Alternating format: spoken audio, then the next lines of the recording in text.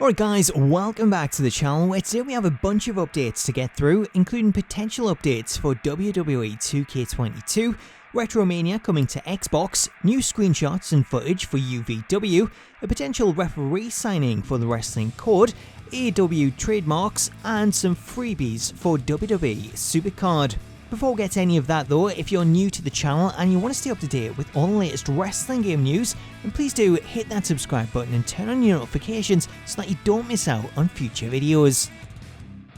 So let's start things off with Retromania Wrestling, which was due to release on both Steam and consoles at the end of February. However, due to delays in the certification process, the console versions of the game were delayed. In an update on the console version, we now have a release date set for Xbox, as Mike has revealed that the game is scheduled to release tomorrow on March 23rd. As for other consoles, there's no word yet on a PlayStation release date. However, he has promised an update on the Switch version later today, so make sure to follow at Retrosoft Studios for more information on that. Switching over to the wrestling code, things have gone pretty quiet since the news that Enzo was recording motion capture. However, one tease that we did get was in regards to the signing of a referee/general manager. This tease comes from the Virtual Basement Twitter account, who teased the signing of former WWE referee and general manager Teddy Long when they tweeted out the line, "Let me holler at ya, player." It's unknown if Teddy is signing on to appear as a referee or if Virtual Basement have plans to use him elsewhere. However, to me, using him as a referee makes the most sense, as it gives fans a recognisable face rather than going with a generic character. Up next, let's talk AEW Games, as following the signing of The Big Show, aka Paul White, it's come to light that AEW have filed a trademark for the name Captain Insano, which was the name used by Big Show in the 1998 Adam Sandler film The Waterboy. For those wondering why this is considered AEW Games news, the trademark filing includes the option to use the name in video game form, hinting that we could see Big Show included in one of the upcoming AEW games as Captain Insano, either as an alternate attire or perhaps some sort of special legend. Whilst any such plans to include Captain Insano as a playable character might seem odd, in reality it gives AEW a way to include a long-haired retro version of Big Show, which would be a welcome addition.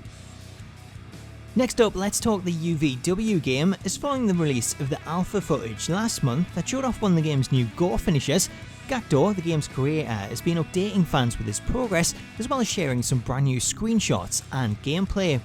The first of the new screenshots show what appears to be an attitude adjustment being performed off the top of a scaffold onto two sets of glass panels that are resting on a set of chairs, with the first screenshot showing the move right before the impact occurs.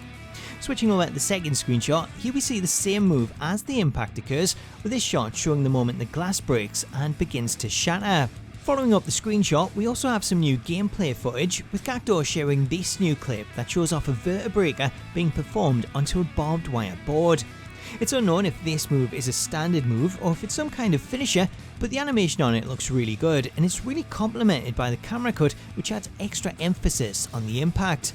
Alongside the new footage, Gackdaw has also provided some updates on the game's development, noting that it's now been updated to the latest version of Unreal Engine, which is version 4.26. He also added that facial wrinkle maps have been added for face morphs, and that moves such as the DVD work both in-ring and from height using the same asset. Therefore, if that carries over to other moves, then it could be a case of any in-ring move being able to be performed from a height rather than including separate versions. Also interesting was hearing what Gackdaw is working on next, as he revealed that his next plans are to start working on bumping integration, stalling and walking grapples, and stalling and walking variants for standing moves such as the DVD, which would allow for the move to become a running move automatically should you start to run when performing it. If he's able to pull that off, then that alone would be an incredible feature, especially for moves that begin from a height, as rather than positioning yourself next to the edge, instead you could just run towards it whilst performing the move. Other good news comes in regards to music, as he's also noted that he plans to use the likes of Spotify and MP3s, at least when it comes to PC, which is great news for people wanting to use custom music, as being able to select your own songs on Spotify or include your own MP3s is another fantastic feature.